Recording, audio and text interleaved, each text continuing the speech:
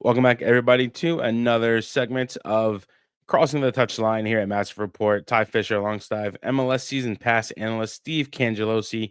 Steve, how are you? Thanks for having me, Ty. Doing well. Looking forward to this one on Saturday.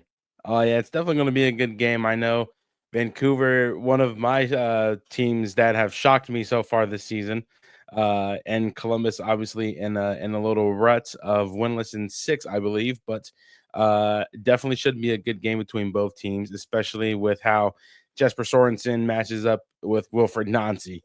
Um, just getting right into it. Obviously, Vancouver coming off that 5-0 loss in the CONCACAF Champions Cup final against Cruz Azul.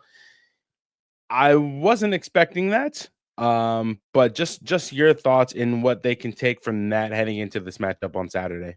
Here's the comparison I'll use. As uplifting as LAFC's victory to get into the Club World Cup against Mexican opposition was, that's how deflating Vancouver's loss in the CONCACAF Champions Cup final was. And we spoke with Jesper Sorensen within the past 24 hours in the lead up to your show.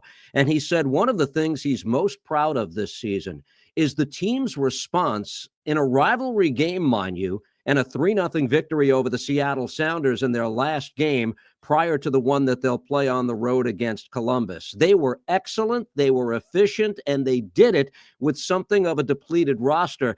And I think that's really the unfortunate thing about the game that we're going to see. I would love to see these two teams, Vancouver and Columbus, go at each other full throttle. We're not going to get that because, especially in the case of Vancouver, they're missing 5 pretty important players to Gold Cup duty, not to mention their captain, Ryan Gauld, and there's no timeline for his return. So that's the one regret, that we're not going to see these teams go at it with all that they have in their arsenal. Still, you're talking about a Vancouver team 10-1-5. It's the fastest they've ever gotten to double-digit victories. That speaks a lot about the coach. Sorensen is the favorite for MLS Coach of the Year, and I think by a wide margin. I also saw that Vancouver will be without Sam Adekugbe as well, due to I believe a torn Achilles. So missing him is also a very I would say a heartbreaking thing for Vancouver. Am I wrong? Adekugbe is not going to be available. I don't have the latest on an injury status for him, but when you talk about the key for Vancouver defensively, I think it has to do with the center back combination of Blackman and Veselinovic. Those two in this game are going to play their 100th game together as a partnership with Vancouver. Blackman right now is a favorite, I think, for MLS Defender of the Year at this point. So much of the good things that they've done, I think, can be pointed directly to him. And with Columbus, I think that's sort of the contrast here. There's been so much talk about replacing Cucho, and I understand that. Cucho was my MVP vote until that last weekend of the season when Lionel Messi had a hat trick, and I changed my vote at the last moment. But the issues with Columbus going into this game are really on the defensive side of the ball, Ty. They have scored multiple times, 3 times in this 6-game winless streak that you referenced, and they have no victories to show for it. If they don't straighten that out, regardless of whether or not Brian White is playing, this could be a tough go for them on Saturday. You just talked about the 3 times that Columbus have scored in their 6-game winless streak. What does Columbus need to do to get a win, to snap this streak? And I believe they're still 2 points off of second place with rivals FC Cincinnati. What does Columbus need to do to snap this winless streak? The one thing I know I'll point to directly is get more out of Daniel Gazdag.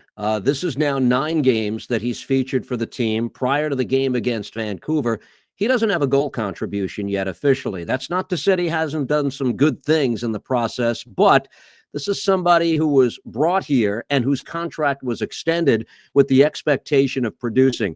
What my hope is, Ty, is that we haven't seen Daniel Gazdag already experience the perfect team and the perfect role, and that part of his career is in his past. I hope that's not the case, because if you look back at his time with the Philadelphia Union, he fit what they did like a glove. He was the perfect player to play at that tip of the diamond midfield that they used. And the two forwards were given the freedom to play a little bit more out wide. And this is somebody who produced a 22-goal season. They have to find a way to acclimate him the right way to this Columbus Crew side. I don't know if that's functioning as a dual number 10 in this system. Maybe it is. I think there's a trust on the part of the Columbus Crew that they have a coach who's very good at figuring these things out, at workshopping a proper role for this team. But right now, his presence on this team is noticeable because there has been nothing to show for it in terms of raw productivity. I think he's one of those players, the floodgates open, even if the first goal comes on a penalty. Once he gets in a good way, I saw that many years with Philadelphia, he can be a handful for the opposing team to stop. A little bit off topic here, Steve. What's your favorite part about lower.com field? Oh, my goodness. The sight lines for me. You see, I look at it, I think through a different prism than most people. The lighting in the arena, and this is something that's important probably to broadcasters more than most people. The lighting is fantastic. The sight lines are fantastic. I don't think there's a bad seat in the house, even though I have not watched from the outer reaches of the upper deck. And the flavor in the stadium is very, very special with what we witness on the Nordecki side. It's one of my favorite venues in MLS. It deserves all the accolades it's received. It deserved the All-Star game that it's hosted.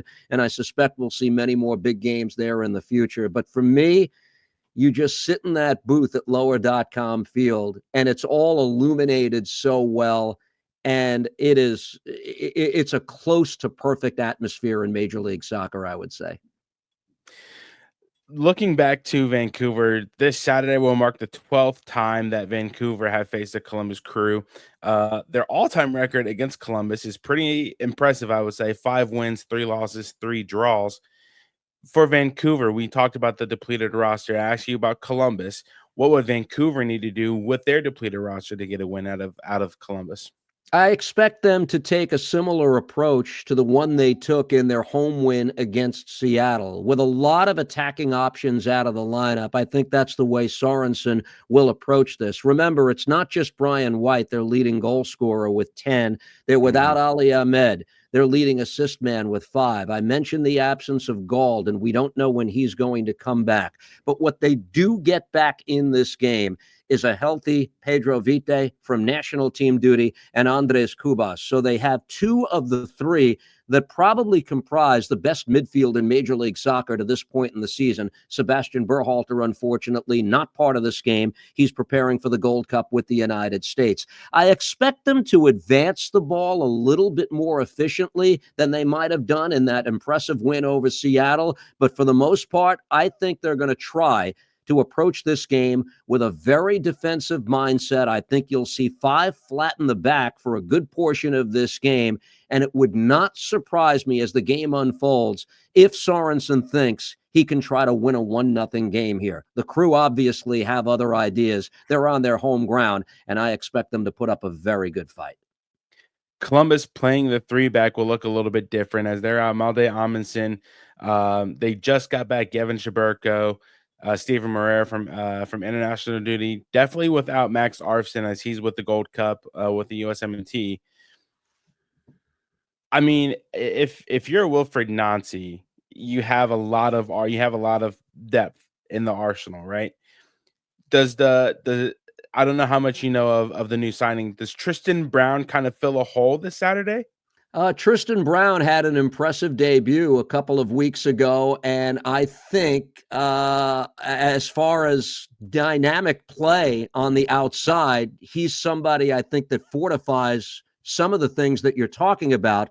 But in terms of defensive structure, I'm interested to see how soon Sean Zawatsky gets back in the fold here. It's my understanding he was originally supposed to be with the U.S. men's national team. That fell through with the injury, but I understand he's making a lot of progress, and I'm interested to see whether or not he can be part of the setup as soon as Saturday night for his club team instead of for his country, and it would have represented a potential first outing for him with the U.S. men's national team.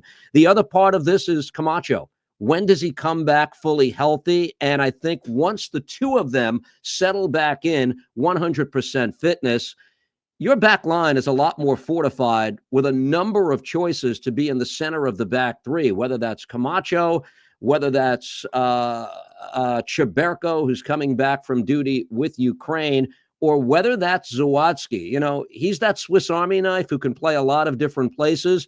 But in my conversations with Wilfred Nancy, I think they're coming to the conclusion that he is best equipped to help this team as a pure center back. We're not there yet totally to see that 100% his role, but I wouldn't be surprised by the end of the season if that's where the dust settles and we see Zawadzki consistently on the back line for this team. Steve, really quick, just one more piece for either both teams. What is it that will falter Columbus? I know you said that the defensive side of things.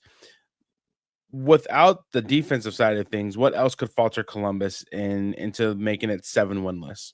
I think that Diego Rossi is a very, very big part of everything that they do. This is not unprecedented for them. They had one other spell like this last year when they went winless in 7, actually, over MLS competition. But nobody really raised a red flag about that because if you remember, Ty, that coincided with their run to a CONCACAF Champions Cup final. So there was an understanding that they were balancing a lot at that point. I think the issues primarily are on the defensive side of the ball because I think that they gave too much space to great players in the last time around against Inter Miami. And you had a Lionel Messi contributing to all 5 goals that the Herons scored that night. I don't think Vancouver comes at you with that kind of firepower in this game. Where else could they slip up if they don't have their finishing boots on? I'm interested to see who gets the starting striker role for this team on Saturday night. Rossi, to me, is the best barometer right now of what this team is. If he has an off night, that could lead into the things and the manner in which I think Sorensen and Vancouver plan to win this game. Steve, thank you so much for doing this. It's been a absolute pleasure talking with you. Always love listening to your commentary on MLS Season Pass. You guys can watch Columbus and Vancouver Saturday, 7:30 p.m. kickoff time at lower.com field. Also on MLS Season Pass on Apple TV. You guys can watch more Crossing the Touchline on Massive Report's YouTube and catch the recap on massivereport.com. Thank you guys for tuning in, and we will see you next time.